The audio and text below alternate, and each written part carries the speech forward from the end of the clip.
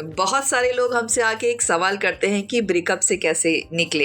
ये बहुत ही ज़्यादा कॉमन क्वेश्चन है जिसका जवाब बहुत लोग ढूंढ रहे होते हैं। मैंने सोचा कि इस पे एक वीडियो बना दे ताकि जिनके सवाल हैं, जो लोग इस प्रोसेस से गुजर रहे हैं, उनके लिए आसानी हो, उनके लिए कन्फ्यूजन और ओवरवेल्म ना हो। चाहे वो किसी भी तरह का लॉस हो, चाहे वो रिलेशनशिप का लॉस हो, चाहे जॉब लॉस हो, या फिर किसी की अनफॉर्चुनेट डेथ हो, ये सारे केसेस में जब हमें किसी भी तरह का लॉस होता है तो हम एक ग्रीविंग प्रोसेस से गुजरते हैं।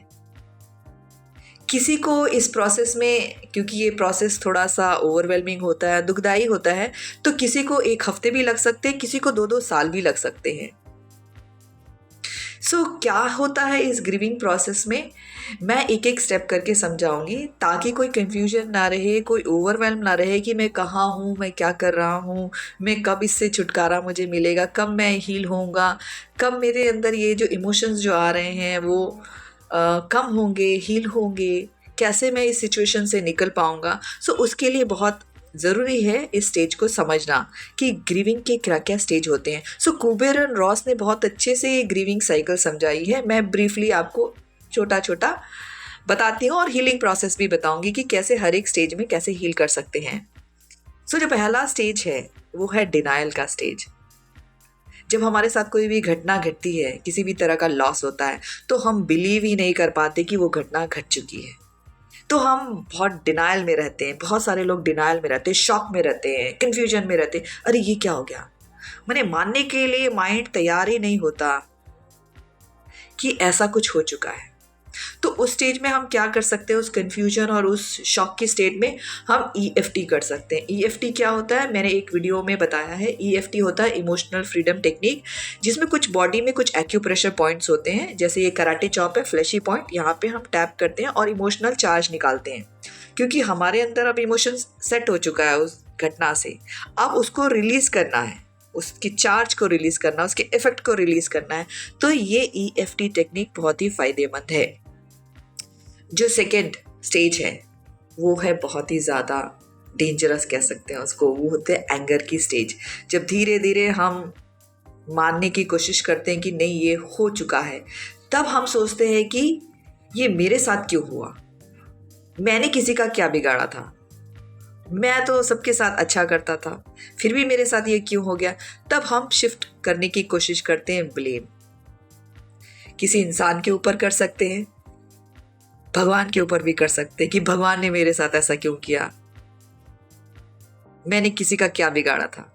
तो हम ब्लेम शिफ्टिंग की कोशिश करते हैं। उस स्टेज में किस तरह के इमोशंस आते हैं, बहुत ही ज़्यादा rage, irritation, frustration, anger, resentment, बदले लेने की भावना।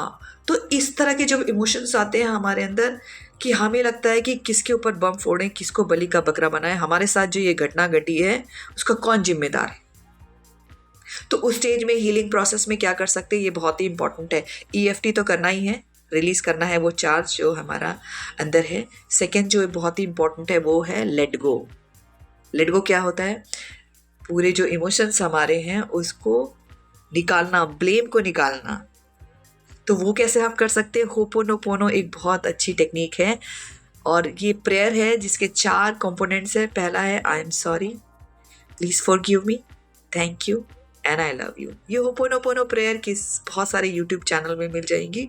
ये बहुत ही इफ़ेक्टिव टेक्निक है जब हमें किसी को माफ़ करना हो, ब्लेम को शिफ्ट करना हो, ब्लेम की फ्रीक्वेंसी हटानी हो, अपने आप को विक्टिमहुड से हटाना हो। तो ये होपोनोपोनो बहुत ही काम आती है हमारे हीलिंग प्रोसेस में। लेट गो कर दीजिए।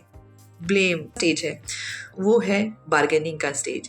इसमें अब हम धीरे धीरे सिंक इन होने लगे हैं। तो अब हम सब समझना चाहते हैं कि इस पूरे प्रोसेस का मीनिंग क्या था, ये क्यों हुआ मेरे साथ। तो we are struggling to find the meaning. इस केस में हम क्या कर सकते हैं, इस केस में हम EFT तो करना ही है हर केस में।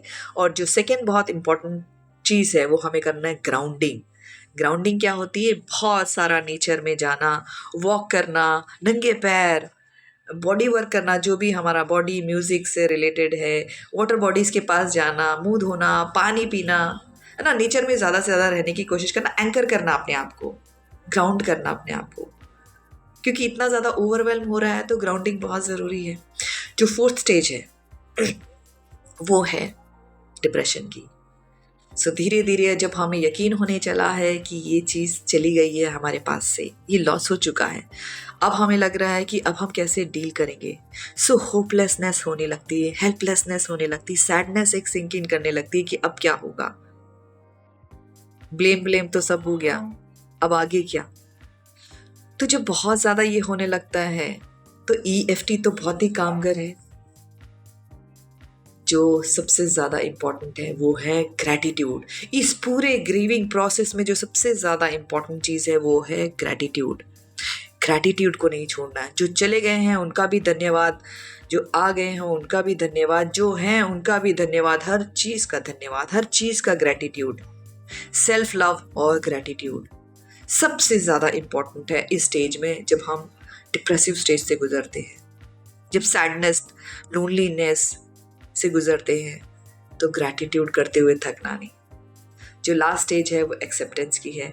एक्सेप्टेंस जब हमें पता चल गया कि अब तो मेरी बैंड बज चुकी है, अब तो गाड़ी पंचर हो चुकी है, अब मुझे ही जिम्मेदारी लेनी है, अब आगे क्या। सो जब हम अपॉर्चुनिटीज़ देखने लगते हैं, मूव ऑन करने लगते हैं, हमें लगता है कि अब आगे क्या करना चाहिए। सो उसके लिए EFT तो है ही, और सेकेंड है फ्यूचर के विजुअलाइजेशन और स्मॉल स्मॉल स्टेप्स।